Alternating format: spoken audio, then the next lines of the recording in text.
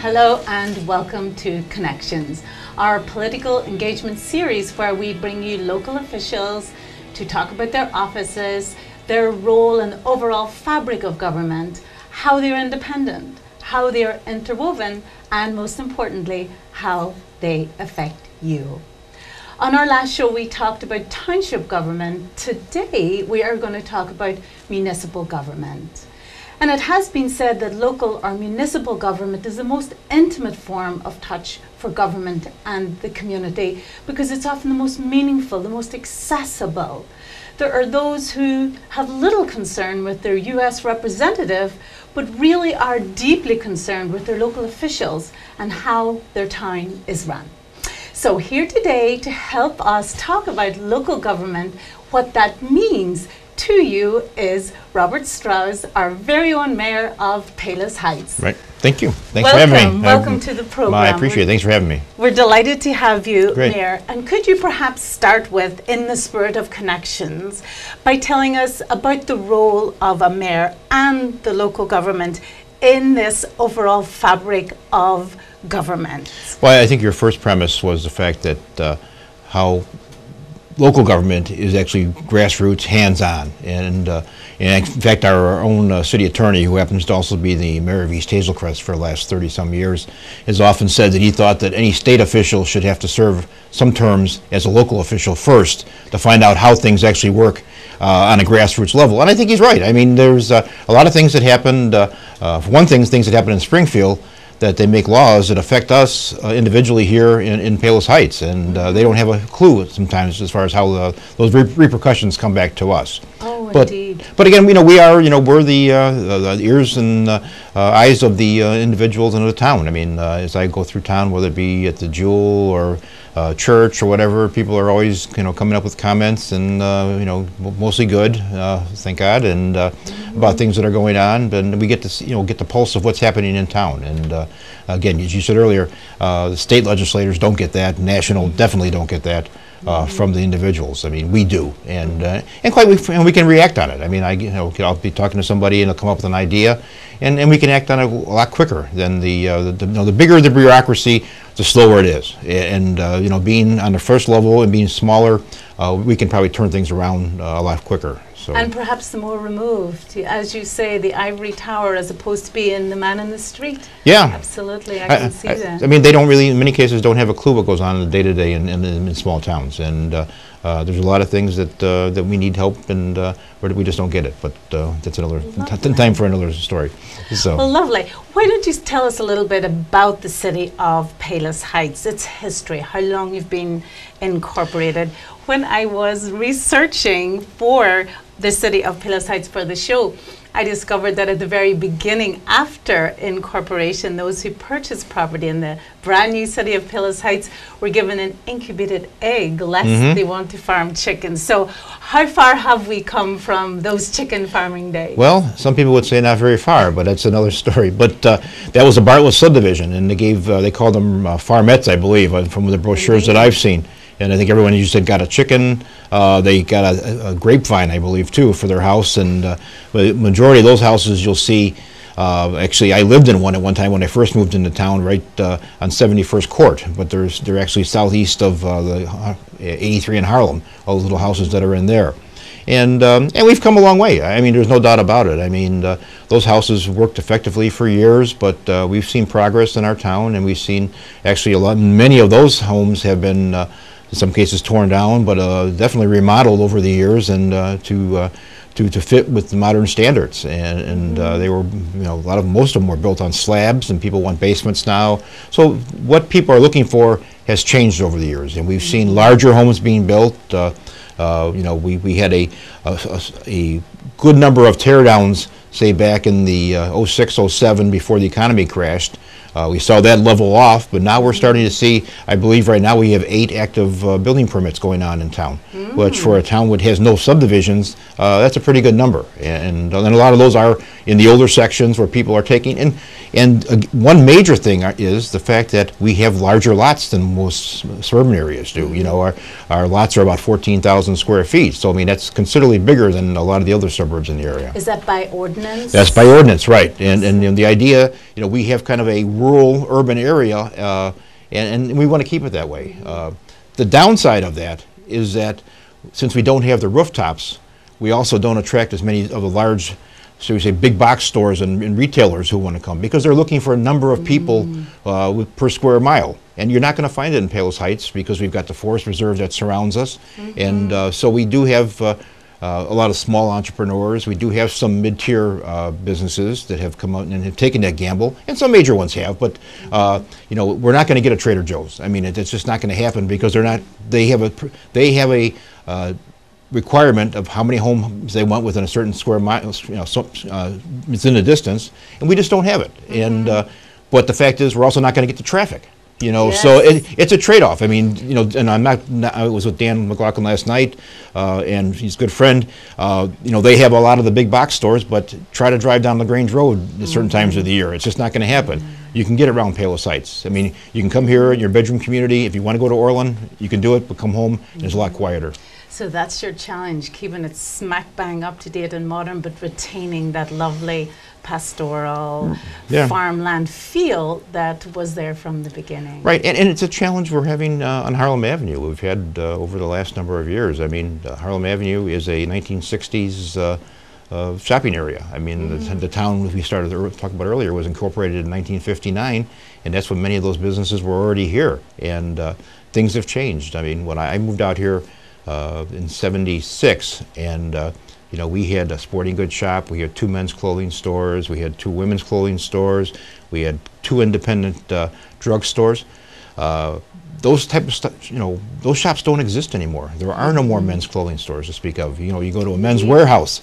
So what we've got to do is look at our Harlem Avenue and rework it. And that's why we're looking at an overlay district now for Harlem Avenue to see, should we have different zoning in that area? Would you rather have nothing there, or would you rather have maybe a nice office building? I mean, the fallacy that we have among many people in town is that retail is the only kind of economic development. It's not. We have jobs. I sit on the Metropolitan Mayor's Caucus Economic Development Committee. I'm the chairman of the Southwest Conference of Mayors Economic Development Committee. And we talk about jobs. And you can create as many jobs in an office as you can in a retail shop. And just in a dollars and cents thing, the trade-off is we get utility tax from, you know, people who pay their light bills, you know, for an office, their phones. We earn more in the city on utility tax than we do on sales tax.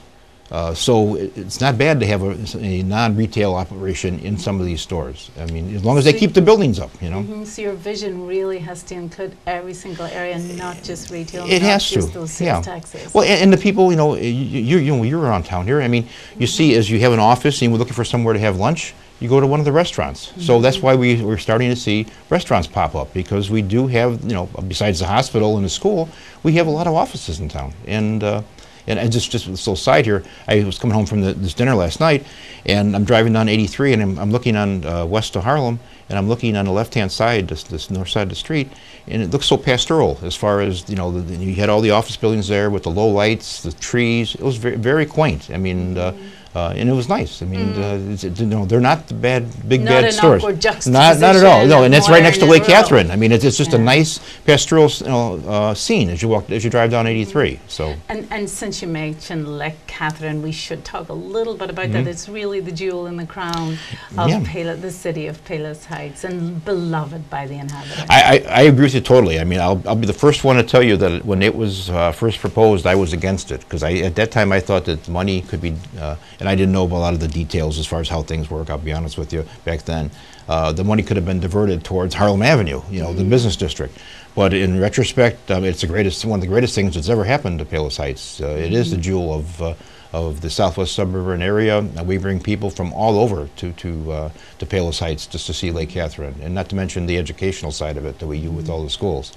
Yeah, I certainly go there all the time with my little boys to walk around the lake and go to the waterfall. It's just one of our favorite things to do. And people from all over, I mean, come and see it, so it's great.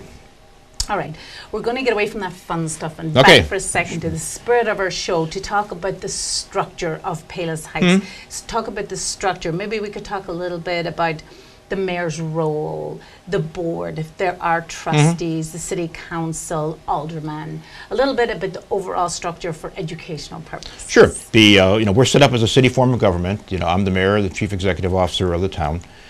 We have a city treasurer and also a city clerk. Besides that, there are 4 wards in Palos Heights, and we reapportioned those back about 4 years ago based on the population. And each ward has 2 aldermen, and they serve as the representatives of those areas.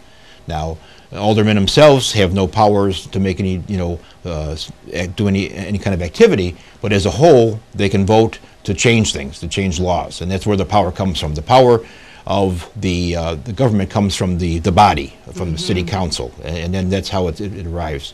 For the aldermen, we meet as a city council on the 1st and 3rd Tuesday of every month at 7 o'clock, and then on the off Tuesdays, the 2nd and 4th, the aldermen all sit on various councils, whether it be roads and construction, license and permits, public recreation, public safety. There's 8 of them altogether, and they all sit on those, and those meet for an hour on those other times, on the other days. And then they each, as we have the council meeting, each one of those committees gives their report and introduces any legislation or laws that they think need to be changed within the city government. So as mayor, there's not a lot of free evenings, I'm hearing. No, it's not. But I mean, it's all about public service. I mean, you don't do this. I'm kind of a low-key guy, so it's just you do it for the best interest of the town. I mean, when I came into government, I had never really run for anything to speak of. But I was president of the chamber at one time. I'm in Rotary. I'm president of Sertoma board.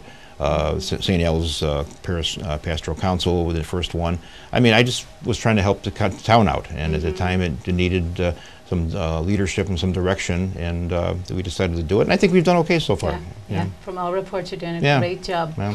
Now, because of that intimacy of local government that we mentioned earlier, many of our viewers will know that the city takes care of the police, the fire, the public works. Perhaps you could tell us about maybe some of the lesser known areas that the city is responsible for and takes care of. Well, one thing is, besides being mayor, I'm also the liquor commissioner. So I issue any permanent or temporary liquor licenses. We have different types of licenses for liquor. There's a full service for restaurants. There's a retail. There's a wine and beer only license. And if there's any service of minors or service after hours, any type of hearing would come before me to determine if we should. I have the ability to sanction the license holder based on the violation. And we don't really, as a whole, have a lot of that. I mean, it's been fairly good as far as... Tremendous responsibility. But as we harken back to that bedroom community and the nature of Palos Heights, perhaps that's not just as fractious an area as it might be. Well, and the one important thing to remember here is that in Palos Heights, we don't have any bars, okay, or taverns. A liquor license is granted as an accompaniment to food service. So a majority of the income of the establishments has to come from food service. So we don't have what, being from the city originally, you would say your corner bar. That is not the intention of Palos Heights of having. And that decision came from? The founding fathers. That's the way it was set up initially, yeah. And we've never waned from that, so that's where it's been. That's interesting. Yeah. Now, as I researched the city of Palos Heights, I came across several times the comprehensive plan. So could you tell us a little bit about what that means and what it's about and how it's shaping the direction, the future of Palos Heights? Well, there's 2 things. The comprehensive plan, we redid the comprehensive plan since it's been in my administration, so it's been within the last 13 years, probably 10 years ago. And really what that does is looks at an overview of the town and what areas should be set up as commercial, retail, residential. We do actually have a small little manufacturing area, which is over by the train tracks, but just that's where it's at.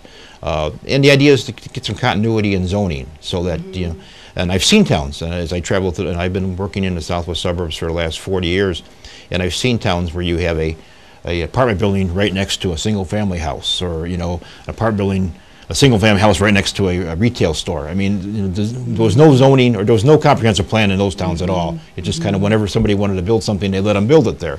That's not what we want to do. To complement the comprehensive plan, what we've done is we have design standards.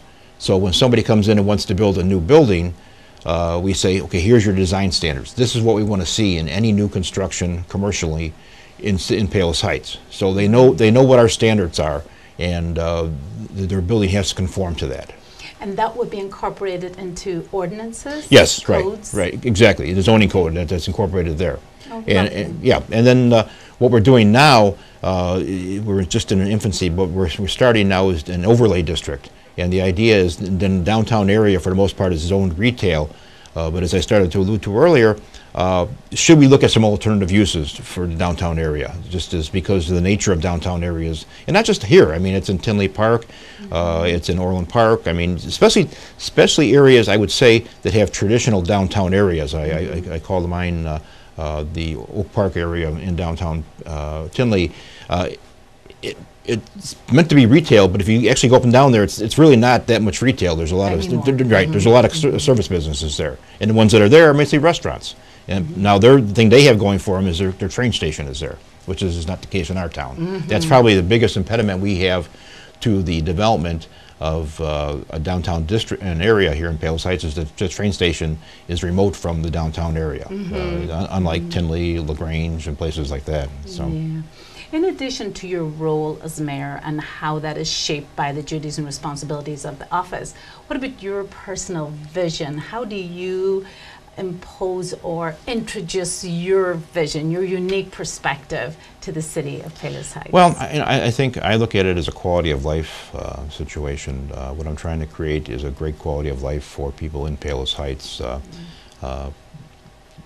Two things. I mean, one way to do that, and I think we've taken the high road in this, is that from a fiscally conservative standpoint, we have operated in our general fund at a surplus the last 10 years or so. What that has allowed us to do is have additional cash that we can transfer to capital improvements. There is money available, albeit not as much as it used to be, for matching grants from different agencies. You know, and in many cases we have to come up with 10% of that to 30% of that, and then we can get the funding. So that's allowed us to do redo the pool with 2 different grants, put a lot more sidewalks in that were never here before. You know, we're going to put the bike path that's going to run along the CalSag through Lake Catherine. That's going to start next month. Those kind of things where we have the ability, since we are operating fiscally conservatively, we have additional cash that we can put into these. So we can parlay the fact is if we have $1 million, we can get $5 million worth of improvements. Excellent. So I mean, that's where it comes in. And again, that goes to the quality of life. The idea is I want people to come back here and who grew up here come back. I mean, we're starting to see that. Families who the parents live here, you know, now the kids have gone to college, come back. They've come here starting a family. My wife was out the other day with my granddaughter at Pioneer Park, and I won't say their name, but a family that we know fairly well, I mean, from St. Al's. I think 4 of the kids have moved back to town here, and the one young man who's my son's a year younger than my son said, Palos Heights is becoming the new LaGrange, where all the young people want to come back to live because of things that are available here.